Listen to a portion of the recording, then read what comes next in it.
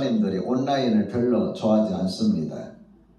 그냥 예배당에 무조건 어떻게 해서든 2부, 3부, 4부, 5부, 6부를 드리든지 이렇게 예배당에 모여서 예배하도록 하지, 우리 하나님의처럼 이렇게 온라인으로 예배를 계속해서 새벽기도까지 하는 교회가 거의 없습니다.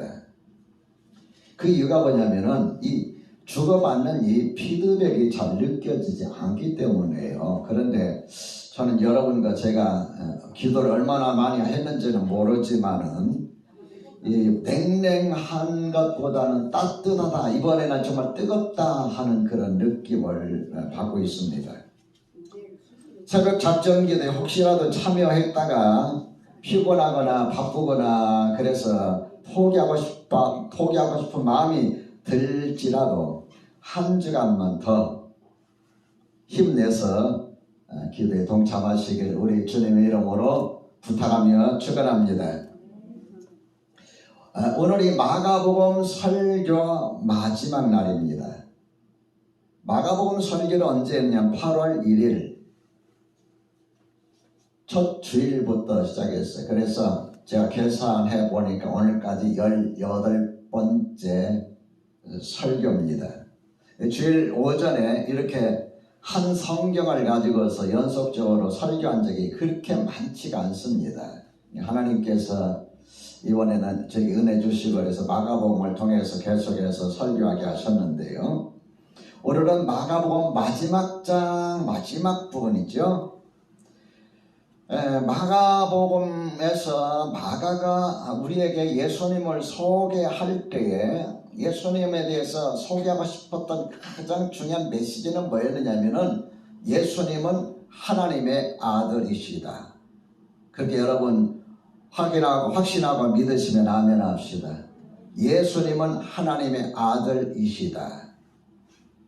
그 예수님께서 하나님의 아들이신 그 이유들을 여러 가지 정황들을 통해서 말씀하고 있는데, 특별히 그분이 행하셨던 능력, 그 능력을 통해서 병을 고치시고 그 능력을 통해서 우리 인간의 아픔을 이렇게 보듬어 주시고 그 능력을 통해서 우리가 안고 있는 모든 인생사 문제를 해결해 주시면서 이 땅에서 섬김의 삶을 사셨던 그 모습을 우리에게 보여주고 있어요. 그래서 이 마가복음은 능력의 복음이기도 하지만은 섬김의 종으로 오신 주님, 고난의 종으로 오신 주님의 모습을 이렇게 우리에게 보여주고 있습니다. 이제 내년이면 우리가 대선을 치르게 되는데, 대선 대통령 후보자들을 보면은 이러한 참 능력을 가지면서도 이렇게 주님처럼 겸손하시고 참 서민적으로 다가가고 안아주고 문제를 해결해 주시고 들어주는 그런 대통령이 없는 것 같아요. 좀 아쉽다. 10분의 1이라도 그랬으면 좋겠어요. 근데 안타까운 게 뭐냐면은 호감도보다 비호감도가 곱하기 2예요.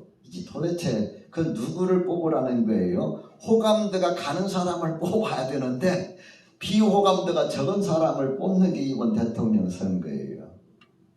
리더십이 안 된다 그 말입니다. 주님의 리더십은 어떤 리더십이냐면 남이 나를 알아주고 나를 드러내는 리더십이 아니라 내가 그만한 능력을 가졌음에도 불구하고 다가오시고 찾아오시고 안아주시면서 우리의 인간의 문제를 해결해 주시는 섬김의 종의 모습입니다. 저 여러분 모두가 이 땅 살아가는 동안 주님 섬길 때에 섬김의 종으로, 섬김의 모습으로 주님을 섬기고 여러분 서로 섬기시기를 우리 주님의 이름으로 축원합니다. 오늘 말씀을 통해서 하나님께서 우리에게 주시는 메시지는 세 가지인데, 첫 번째, 믿는 자들에게는 표적이 따릅니다. 믿는 자들에게는 표적이 따릅니다. 오늘 17절과 18절 말씀을 같이 읽습니다. 시작. 믿는 자들에게는 이런 표적이 따르리니 곧 그들이 내 이름으로 귀신을 쫓아내며 새 방언을 말하며 뱀을 집어 올리며 무슨 독을 마실지라도 해를 받지 아니하며 병든 사람에게 손을 얹은즉 나으리라.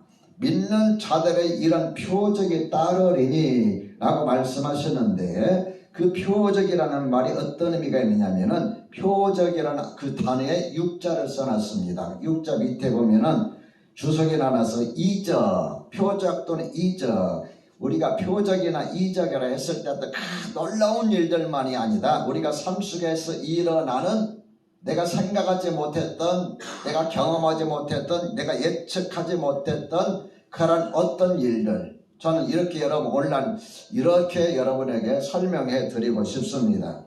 10절에는 내 이름으로 귀신 쫓아내고 새 방언 말하고 뱀을 집어올리고 무슨 독을 마실 줄에 해를 받지 않고 병들어서 손을 내 나리라. 그 이적은 틀림없는 이적이지만 그런 이적이 일어날지 않을지라도 우리 삶 속에서 내가 예측하지 못하고 내가 생각하지 못하고 내가 경험하지 못했던 일들, 신비한 경험들, 저는 이것까지 합쳐서 이적이나 표적이라고 표현하고 싶습니다. 어떤 자들에게 이런 표적이 따른다고 그랬어요? 믿는 자들에게. 믿는 자들에게. 믿는 자, 믿는다, 믿음, 믿으니, 믿음 이런 단어들을 제가 이렇게 찾아봤어요. 도대체 몇 번이나 쓰여지고 있나, 얼마만큼 귀하게 사용되고 있나 찾아보니까 신약과 구약과 신약 통틀어서 약 370번을 사용하고 있습니다. 그러니까 굉장히 중요하게 아브라함이 하나님을 믿으니 하나님이 그를 의로 여기셨고 라는 말씀이 창세기에 나오지요. 아브라함이 하나님을 믿으니, 그 믿음의 조상의 첫 모습이에요. 믿었다라고 말하고 있습니다. 여기 믿다라는 말은 신뢰한다라는 뜻입니다. 신뢰한다. 여러분, 우리 믿음은 사람마다 다 각기 다릅니다. 오래 믿었다고 해서 믿음이 좋은 것이 아니고, 깊은 것이 아니고, 목사가 되었다고 해서 믿음이 깊고 깊은 것도 아니에요. 사람마다 믿음의 편차가 다 있어요. 목사가 되어도 믿음이 작은 사람이 있고 없는 사람도 있어요. 제가 강도사 시절인가 목사 초기 시절인가 어느 세미나에 참석해서 같이 합숙을 했는데, 한번 10명씩 이렇게 옛날에 그렇게 많이 했어요. 합숙을 했는데, 이제 세미나 저녁 강의 끝나면 한 9시나 돼요. 그러면은 금방 잠 안 자지요. 어디서 오셨습니까? 어디 목회 언제부터 하셨습니까? 이렇게 서로 통성명하고 이야기하다 보니까 한 분이 그래요. 저는 예수 믿은 지 3년밖에 안 돼요. 그래요. 깜짝 놀랐어요. 아니, 목사인데 예수 믿은 지 3년밖에 안 됐대요. 믿거나 말거나예요. 그분이 지방에서 목회를 하시는데, 그럼 물었지. 왜 그러면 목사가 됐습니까? 직업이 좋아서 목사가 됐습니다. 직업이 좋아서 목사가 됐는데, 그래서 내가 이거 예수 믿기 전에 직업이 좋아서 목사가 됐는데, 이거 교회 목사 되려니까 이거 술을 끊어야지요, 담배 피지 말아야지요. 옛날에 철저했어요. 그래가지고 이거 참느라 힘들었대요. 숨어서 담배 피고 모른 데서 술 먹고 그랬는데, 어느 날 성경이 있다가 3년 전 어느 날 성경이 있다가 그때 내가 주님을 영접했습니다. 깜짝 놀랐어요. 제가 원누리교회 세미나에 참석했을 때 어느 장로님이 나오셔서 간증을 하시는데, 저는 한 돌밖에 되지 아니한 새신자입니다. 그냥 종교가 좋아서, 기독교가 좋아서 종교로 나와서 하다 보니까 집사가, 서리 집사가 되고 안수 집사가 되고 장로가 됐는데, 어느 날 심각한 고민에 빠진 거예요. 내가 정말 이 짓을 해야 되느냐, 난 안 믿는데 내가 이렇게까지 해야 되느냐. 처음에 이제 교회 나올 때는 교회 이제 마음이 편안하고 뭔가 또 하니까 보람도 되고 그랬는데, 이제 장로가 되고 하다 보니까 내가 이렇게까지 해야 되느냐, 이 갈등이 생긴 거예요. 그러면서 고민하고 기도하다가 주님을 만나게 된 거예요. 그게 딱 1년 한 돌이었다. 그러나 난 한 돌밖에 안 된 장로입니다. 난 장로가 된 지 한 돌밖에 안 됐다는 말인 줄 알았는데, 예수 믿은 지 한 달밖에 안 됐다. 그러니까 교회를 오래 다닌다고 해서 믿음이 굉장히 좋은 것도 아니고 교회 다닌 지 얼마 안 됐다고 해서 믿음이 나쁜 것도 아니에요. 우리 그걸 알 수가 없어요. 하나님을 얼마나 신뢰하느냐가 굉장히 중요합니다. 그래서 히브리서 11장 6절에 무슨 말씀을 하고 있습니까? 믿음이 없이는 하나님을 기쁘시게 할 수 없나니, 믿음이 없이는 하나님을 기쁘시게 할 수 없나니 못하나니 하나님께 나아가는 자는 반드시 그가 계신 것과 하나님의 존재하심, 반드시 하나님 그 계신 것과 또한 그가 자기를 찾는 자들에게 상을 주시는 이심을 믿어야 할지니라. 하나님을 찾는 자에게 상을 주신다는 것은 하나님을 찾게 될 때 하나님께 그 사람에게 뭔가를 주시는 분. 자, 여러분, 우리 하나님을 찾게 될 때 제일 먼저 하나님께서 주시는 게 뭐예요? 생명의 영생이잖아요. 예수 그리스도를 영접할 때 영생이 주어져요. 또 뭐가 주어져요? 하나님의 자녀라는 직분이 주어져요. 또 뭐가 주어져요? 하나님께서 우리를 지켜주셔요. 많은 것들이 주어지게 됩니다. 그래서 하나님께 나아갈 때 그가 자기를 찾는 자들에게 상 주시는 이심을 믿어야 할지니라. 내가 하나님 앞에 예배당에서 교회에서 하나님 앞에 헌신하고 물질 드리고 수고하고 애쓸 때 그것이 전부 다 없어지는 것이 아니라 반드시 그분은 우리에게 상으로 보답해 주시는 분. 믿으시면 아멘 합시다. 이 믿음이 없으면 못해요. 이 신목사도 사람이에요. 이런 믿음이 없으면은 여러분 목회 못합니다. 그것 때문에 시험이 오고 그것 때문에 여러 가지 어려움이 와도 끈질기게 끝까지 이겨내는 거예요. 여러분, 믿는 자들에게는 믿는 만큼의 역사가 일어납니다. 예수님께서 사람들을 대하실 때에 보통 자기에게 나오는 자들에게 무슨 말씀을 하시느냐면은 내 믿은 대로 될지어다, 아니면 내 소원대로 되라. 그러니까 믿음과 소원은 주님께서 거의 비슷하게 보고 계셔요. 내 믿음대로, 믿음이 없으면은 주님 앞에 나올 수가 없잖아요. 주님께서 내 문제를 해결해 주신다는 그 믿음이 있으니까 그 소원을 가지고 주님 앞에 아뢰는 거 아닙니까? 네가 눈뜨기를 원하느냐? 네, 주님 눈뜨기 원합니다. 내 믿은 대로 되라. 내가 낫기를 원하느냐? 네, 주님 낫기를 원합니다. 내 소원대로 되라. 주님께서 믿음대로 되라, 믿은 대로 되라, 소원대로 되라, 이런 말씀을 하고 계시는 것을 볼 수가 있습니다.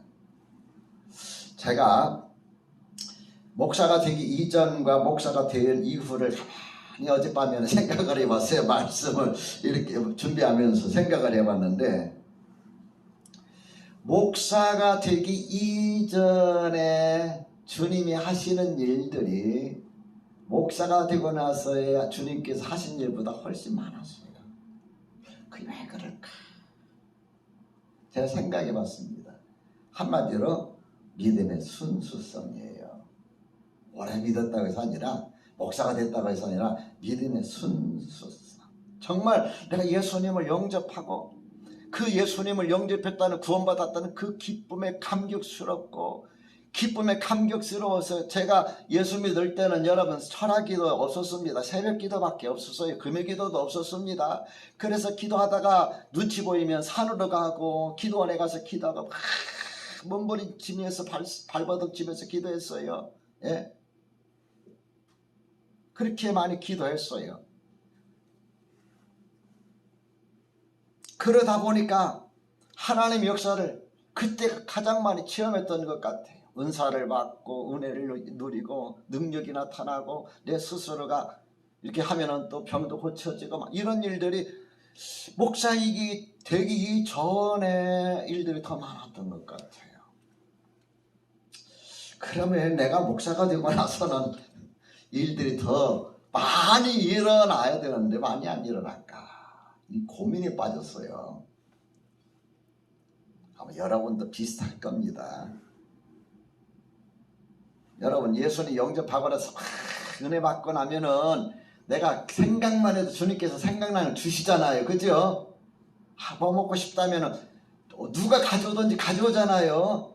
이 돈이 필요하다면 어떻게 해서 돈을 마련해 주시잖아요. 근데 요즘 생각만 하면은 주님이 탁탁 갖다 주십니까?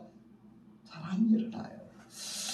물론 이제 주님께서 내가 그 일을 감당할 수 있는 능력이 됐기 때문에 주님께서 그냥 네가 알아서 하라 하는 부분도 있겠지만은, 제가 왜 내가 목사 되기 전과 목사 되고 난 이후의 모습이 주님과 관계 속에서 이런 능력의 나타남이 달라졌을까 곰곰이 생각해 보니까, 지금은 내가 믿음으로 한다고 하는데 내 생각이 앞섭니다. 그죠? 자, 내 판단이 앞섭니다. 나의 의지가 앞섭니다. 하려고 하는 의지가 앞섭니다. 내 경험이 앞섭니다. 내 가지고 있는 능력이 앞섭니다. 그러니까 주님께서 나의 삶 속에서 간섭하셔서 일하실 공간이 별로 없어요. 아, 이거구나. 믿는다 할 때 그 믿음이란 뭐라 그랬어요? 신뢰한다. 집에 계셔서 말씀 들으신 분 아멘. 믿음 뭐예요? 신뢰한다. 어떤 상황 속에서, 어떤 어려움 속에서, 어떤 고난 속에서, 어떤 힘든 삶 속에서라도 나는 주님을 신뢰한다. 이 믿음이 있어야 여러분 신앙생활을 제대로 할 수가 있습니다. 둘째로, 기도할 때 그 능력을 경험할 수 있습니다.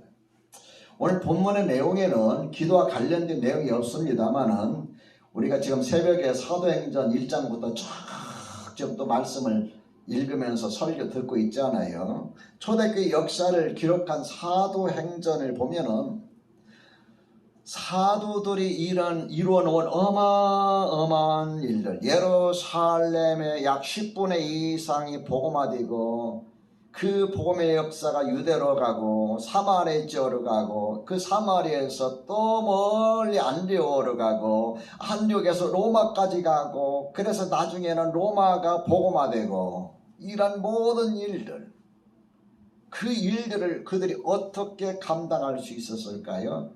딱 한마디로 기도입니다.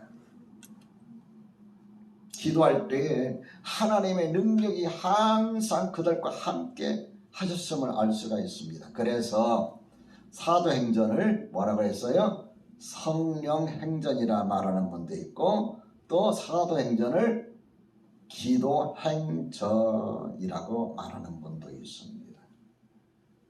하나님께서 오늘 여러분과 저에게 은혜를 베푸시는 방법, 방편이 크게 두 가지가 있는데, 한 가지는 뭐냐면은 하나님의 말씀이에요. 하나님 말씀. 또 한 가지는 기도입니다. 왜 그러냐면 이 둘 다 성령님께서 역사하시는 방편이기 때문에 그렇습니다. 하나님의 말씀 듣지 않으면 하나님의 역사 안 일어납니다. 왜 그러냐면 하나님의 영이신 성령님은 따라서 합시다. 진리의 영.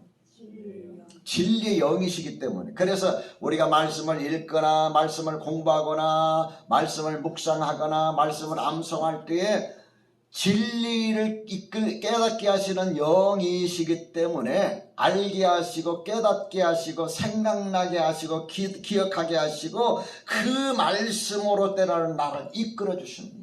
진리의 영이시에요. 그리고 예수님께서 진리의 영 그가 오시면 그랬어요. 진리의 영 그가 오시면 너희들 이거 알게 하시고 깨닫게 하시고 생각나게 하신다고 그랬어요. 너희를 진리 가운데 인도한다고. 그러니까 우리가 말씀을 제쳐놓고 살면은 하나님이 나의 삶 속에서 일하시는 그 일들을 많이 경험할 수가 없어요. 그러니까 내 생각이 앞서고 내 판단이 앞서고 그러는 거예요.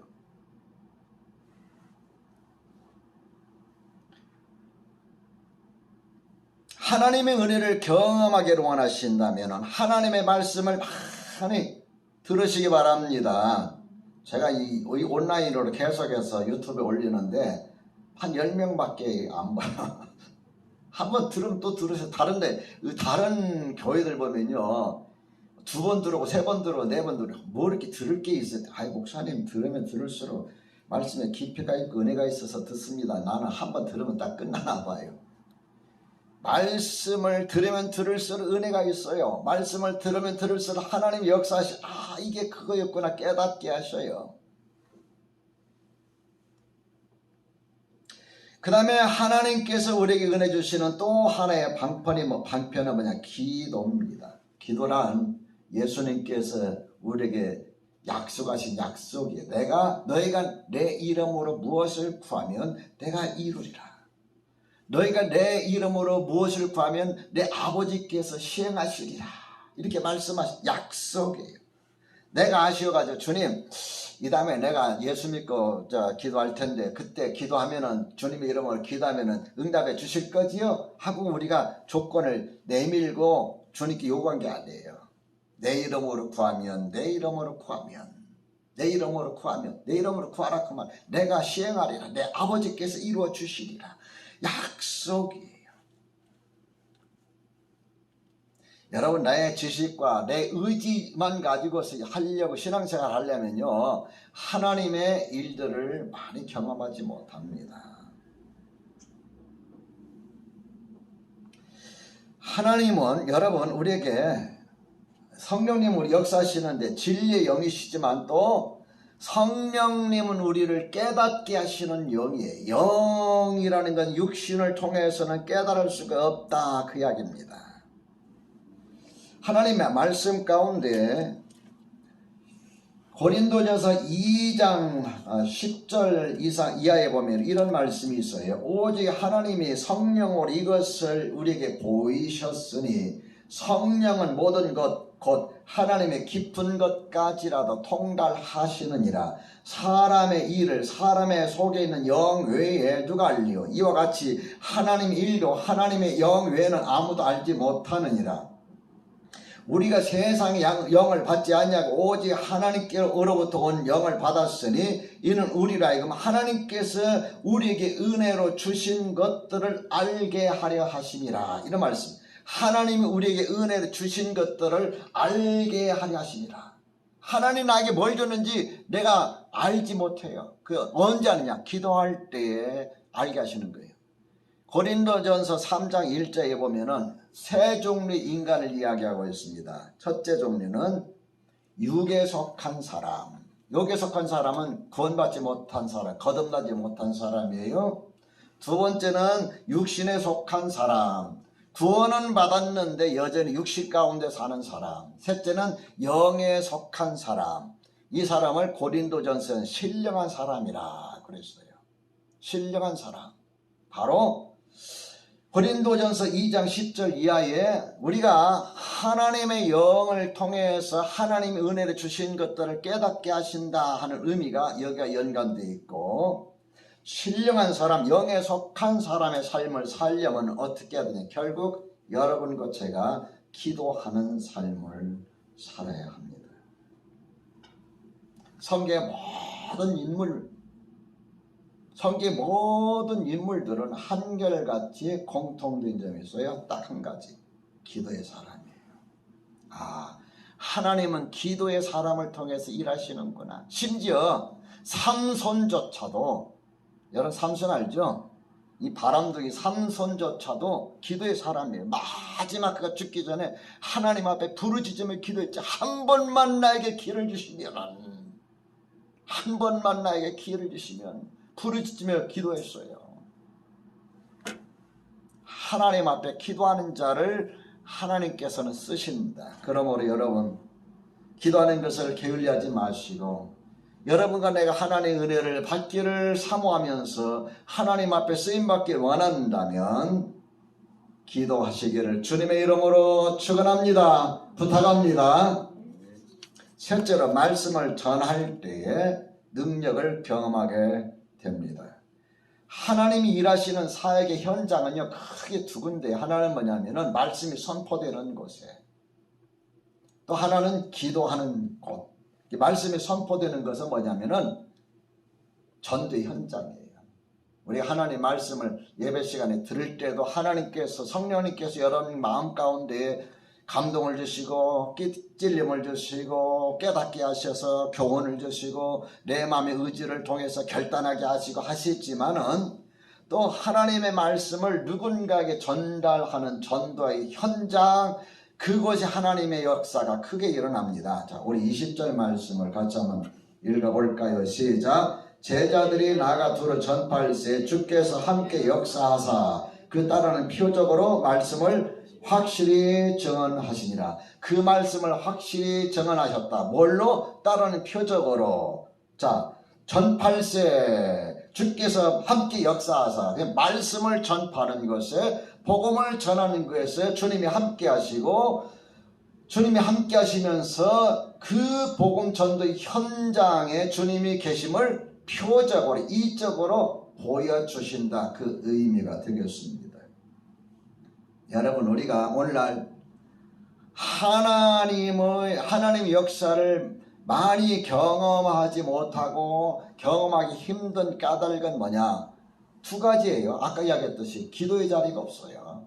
바빠요. 텔레비전 보고 스마트폰, 얼마나 여러분 스마트폰을 많이 봤으면 눈이 안 좋을까요? 눈이 시뻘개질 때까지 여기 눈에다 이거 있잖아요. 인공눈물 넣어가면서까지 스마트폰인데, 여러분 하나님 말씀 읽을 때 인공눈물 넣어가면서 여러분 성경이 있으니까 눈 아파서 못 읽겠어. 텔레비전은 막 눈이 빠지라고 보고, 스마트폰은 막 그 배터리가 달 때까지 쳐다보는데, 하나님 말씀 보는데 여러분 성경이 찢어질 정도로 읽습니까? 요즘 성경은 다 깨끗해요. 안 읽어서 오히려 먼지가 이렇게 달라붙어 있어요. 우리 하나님께 그래도 지난 7월과 8월 한번 통독대회 내서 읽어서 다행입니다. 아멘. 여러분 잘하신 거예요. 그거요. 하나님의 역사를 경험할 그게 안 돼요.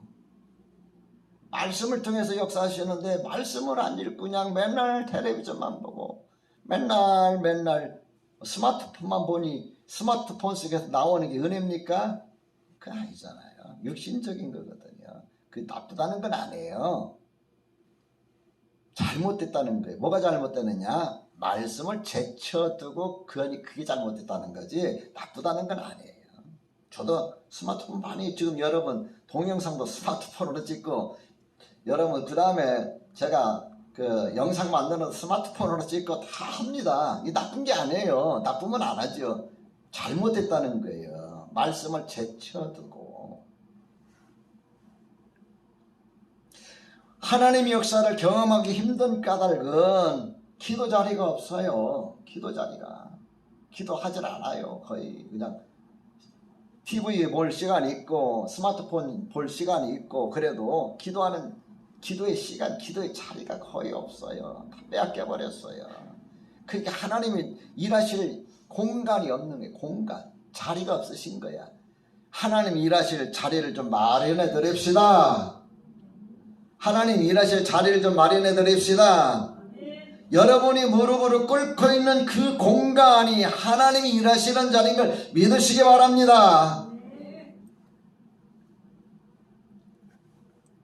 하나님이 역사하시기 힘든 까닭이 뭐냐면 복음을 전하는 전도 현장이 없어요.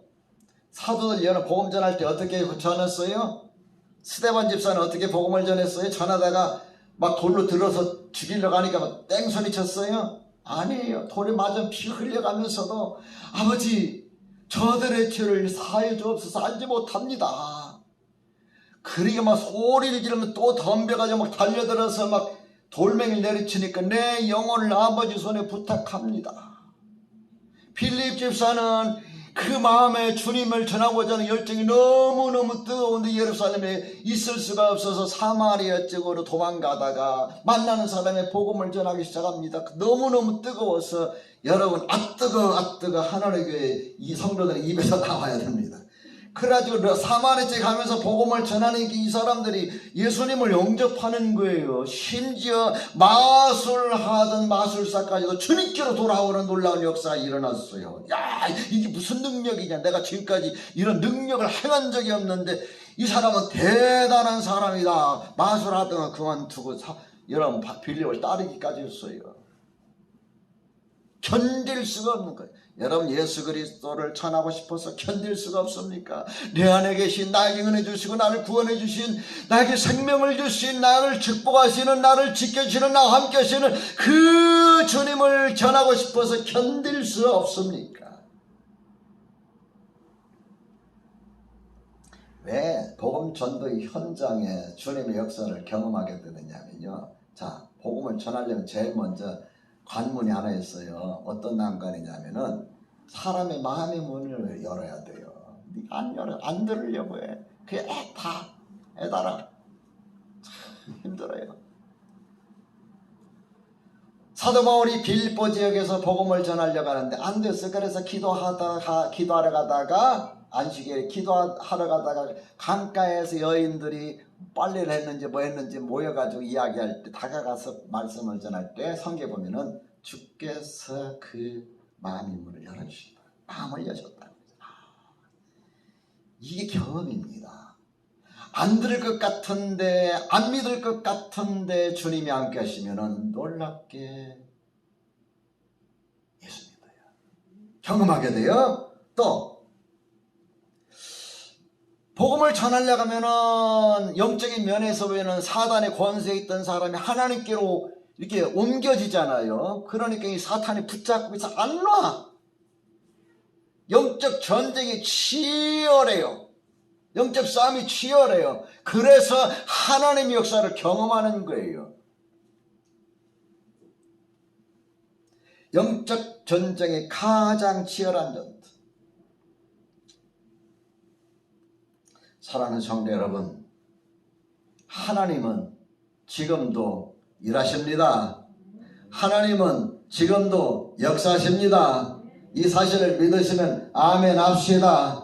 한 줄 동안, 마지막 한 줄 동안 기도할 때, 하나님, 나도 이런 은혜를 받고 싶습니다. 나도 이런 능력을 받고 싶습니다. 나도 이런 일을 감당하는 사람이 되고 싶습니다.